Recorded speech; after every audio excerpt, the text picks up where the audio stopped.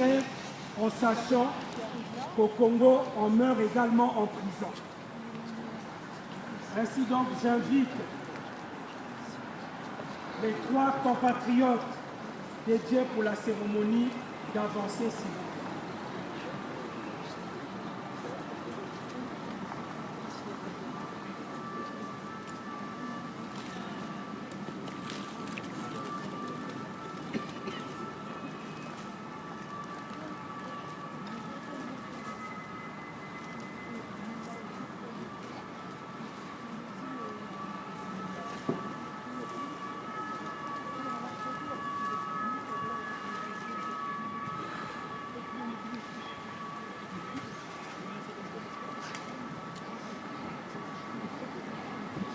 Une minute de silence, s'il vous plaît.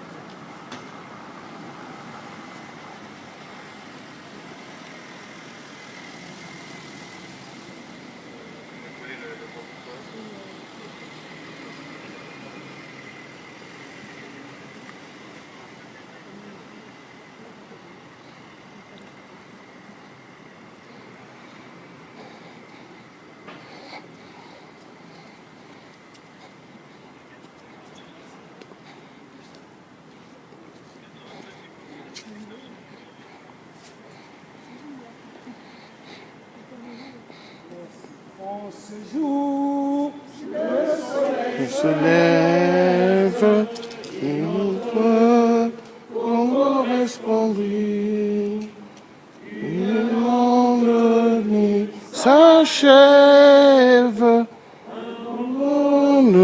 on surgit, chantons tous avec ivresse.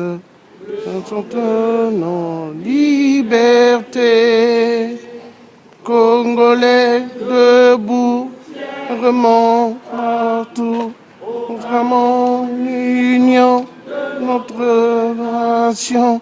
Oublions ce qui nous divise, allons plus unis que la main.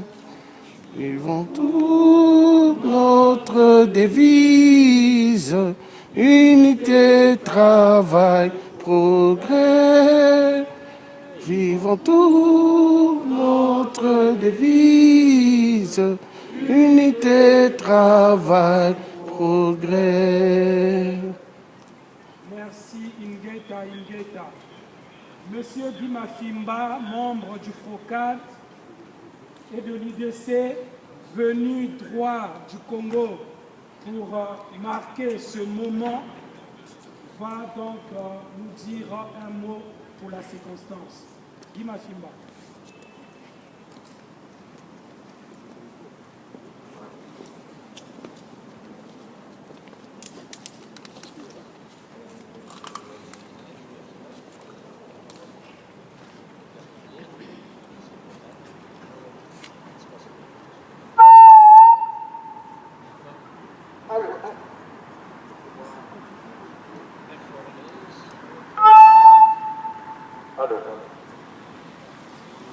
Mes chers compatriotes, mes chers amis, c'est avec un cœur serré, et surtout c'est avec beaucoup d'enthousiasme et de joie que je me retrouve ici, je crois, plus de 20 ans après, parce que déjà dans les années 98, nous nous retrouvions ici avec un certain nombre de compatriotes pour dénoncer le coup d'État de 97. Je disais, je suis là avec un cœur serré parce que au cours de cette cérémonie, j'ai l'image de ces enfants, de ces jeunes, de nos partisans, abattus froidement dans les quartiers de Brazzaville et de Pointe-Noire. J'y étais, j'y suis, par les milices du pouvoir, les milices tribales du pouvoir de ces Et j'en profite en étant sur cette patrie des droits de l'homme qu'est la France, pour dire un mot et interpeller notamment, avant d'interpeller, nous interpeller nous-mêmes, d'interpeller les autorités françaises. Nous aurons l'occasion d'aller les voir pour le leur dire. Aujourd'hui, la police congolaise, dirigée par le général Ndenge, a pour comme expert en coopération technique la police française. Ce qui revient à dire aujourd'hui que nos frères qui ont été abattus, qui sont aujourd'hui torturés dans les prisons, aujourd'hui ont la bénédiction de la coopération technique française.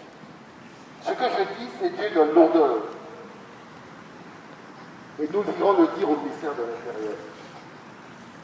Aujourd'hui, l'armée congolaise, qui est devenue une armée de répression, a une coopération technique avec l'armée française. Il ne faudrait pas que les gens disent qu'on ne savait pas. C'est ça le Rwanda. Aujourd'hui, le peuple congolais, 95% du peuple congolais qui ont dit, des populations congolaises qui ont dit non à M. Sassou, sont en face d'un clan de répression qui a pour, on va dire, experts techniques, les mercenaires et la coopération technique française. Une fois que je l'ai dit au niveau des autorités françaises, je pense qu'on prendra soin, parce que j'ai vécu ces événements, d'aller voir les autorités françaises pour les interpeller. Je voudrais dire un mot à vous, mes chers compatriotes. Au moment où je vous parle, nous avons des compatriotes qui sont torturés. Leur seul tort, c'est d'avoir dit non. Les Paulin Makaya, les Ngoya Kissi, le coton, et j'en passe. Je tremble, parce que j'aurais pu être aussi parmi ceux-là. Mais je veux dire une chose. Ne sous-estimons pas, ne sous-estimez pas la capacité de mobilisation de Paris. Paris a montré la voie. C'est grâce à Paris que Brazzaville, Pointe-Noire, n'a pas baissé les bras. Demain, ce que nous sommes en train de faire là, ces images seront dans les quartiers, en train d'être vues dans les smartphones.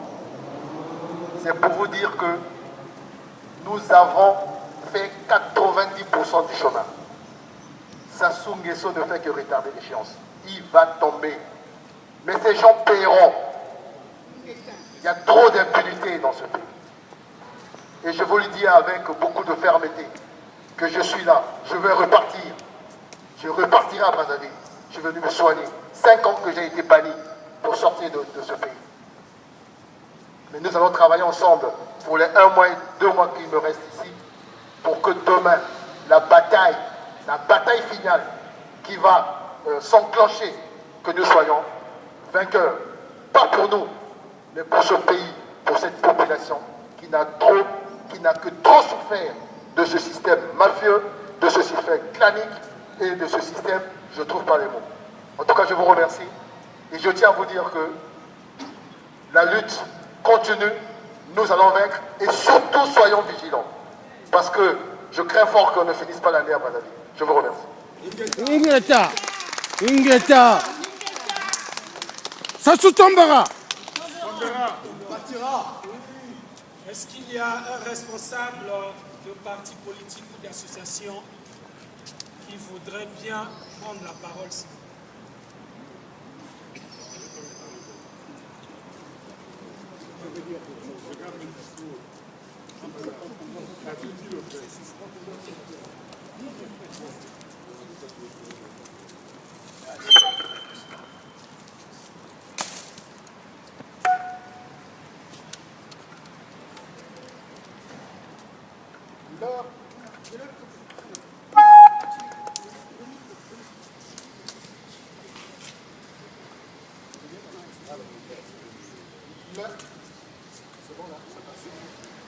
L'heure n'est plus à la parole.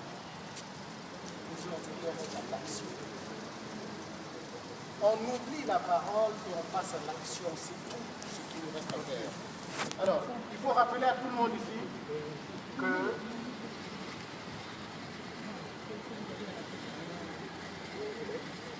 là, je disais que l'heure n'est plus à la parole, l'heure est à l'action. Sachez qu'à l'heure où nous parlons, le FROCAD ne reconnaît pas la constitution de M. Sassou. On ne peut pas reconnaître une constitution qui a été votée par 5% de la population. Donc, elle n'est pas reconnue par le FROCAD. Elle n'est pas reconnue par l'IDC. Sachez-le, que tout le monde aille le répéter partout où besoin est. Les partis, vous en entendez peu parler, mais ça ne veut pas dire qu'ils n'existent pas. Ils travaillent au sein du FROCAD et de l'IDC au niveau du pays. Et au niveau d'ici, ils font exactement la même chose. Ils n'ont pas baissé les bras, ils sont présents. Vous savez que nous avons eu aussi des prisonniers ici. Parce que ceux des nôtres qui se sont levés ont été arrêtés par la police française et on les a amenés en garde à vue. Ça n'a pas dépassé la garde à vue, mais ça a duré quand même une journée pour une personne, pour 3 personnes. La police du Congo est bien entendu, elle est encadrée par la police française. Eux, ils s'arrêtent peut-être, mais les autres ne s'arrêtent pas. Ils vont jusqu'à nous tuer et regarder tous ces images. Je pense qu'il faut s'arrêter là. Merci beaucoup, c'était M. Nawel de l'UPADS. La délégation va partir vers l'ambassade du Congo déposer symboliquement cette gerbe de fleurs, cette couronne. Maman Gertrude, à vous. Prenez Sanéline. Vous partez à 4. Non, pas la maîtrise. Toi, tu peux.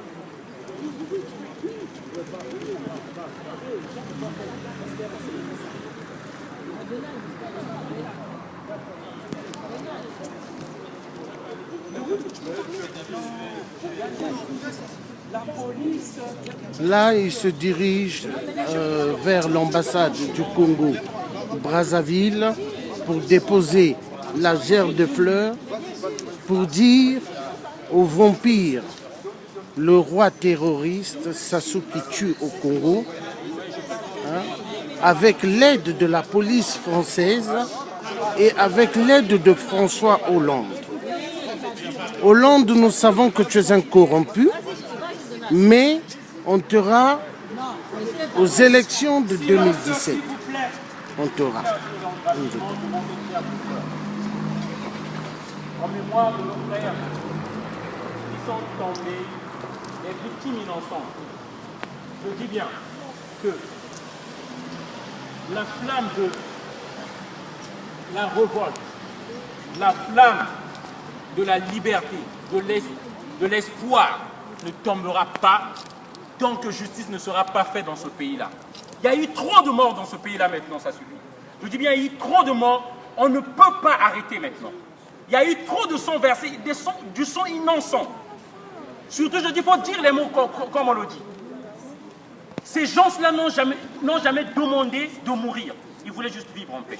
Je dis bien donc, je jure, sur cette flamme, sur cette gerbe de fleurs-là, que la flamme de la révolte, de la colère, ne tombera pas. Et on n'abandonnera pas les frères qui sont morts là. On n'arrêtera pas, on n'abandonnera pas, tant que justice ne sera pas faite. Merci. Voilà. Ngeta. Voilà. Voilà. Là, ils vont déposer une gerbe de fleurs devant l'ambassade du Congo-Brazzaville. Je voudrais vous rappeler que nous sommes le en France. 9 Voilà. 2015. Et l'ambassade du Congo-Brazzaville est bien protégée par les autorités françaises qui protègent cette ambassade qui est devenue un lieu des terroristes. Sous prétexte de l'entrée des ninjas de M. Kini dans les quartiers de Brazzaville, la répression des milices Cobra du général Denis Sassou Nguesso a commis des massacres. Des familles entières ont été décimées. On a mis des checkpoints pour laisser passer les vieillards et les mamans et tous les jeunes qui étaient en âge de porter une arme ont été abattus, souvent devant leurs parents. J'attire, s'il vous plaît, des femmes ont été violées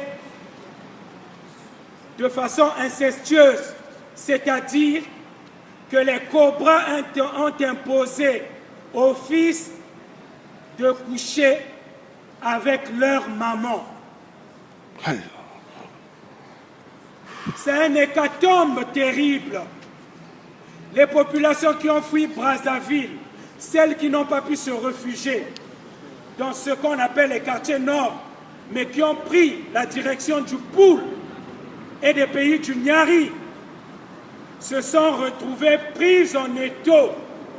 D'un côté, il y avait la pression des cobras, de l'autre, il y avait la pression des milices Ntsiloulou de Ntoumi. Et nos jeunes sœurs, nos mamans ont été violées aussi bien par les cobras que par les rebelles armés. Nombre de nos parents, de nos frères, de nos sœurs qui s'étaient réfugiés dans la forêt ont trouvé la mort par maladie, par famine. Rappelez-vous, Monsieur Blaise Kololo, ministre des Affaires étrangères dans le gouvernement de transition. Il est mort de maladie au cours de ces tristes événements. Et ce n'est qu'un exemple. Rappelez-vous les disparus du Beach. Quand on parle des disparus du Beach, il s'agit des événements du 18 décembre 1998. Nos frères qui s'étaient réfugiés en RDC ont répondu à l'appel trompeur du pouvoir de Brazzaville, comme quoi il fallait rentrer, la paix était revenue. Ils ont été victimes de rafles au beach de Brazzaville. On les a emmenés vers des destinations inconnues et ils ont été massacrés. Parfois mis dans des conteneurs vivants et jetés dans le fleuve Congo. Le pouvoir de Brazzaville a reconnu ces crimes puisqu'il y a eu un procès à Brazzaville. Un procès bancal, comme savent le faire les dictatures. On n'a pas identifié les responsabilités individuelles, mais on a reconnu à Brazzaville que crime avait été commis.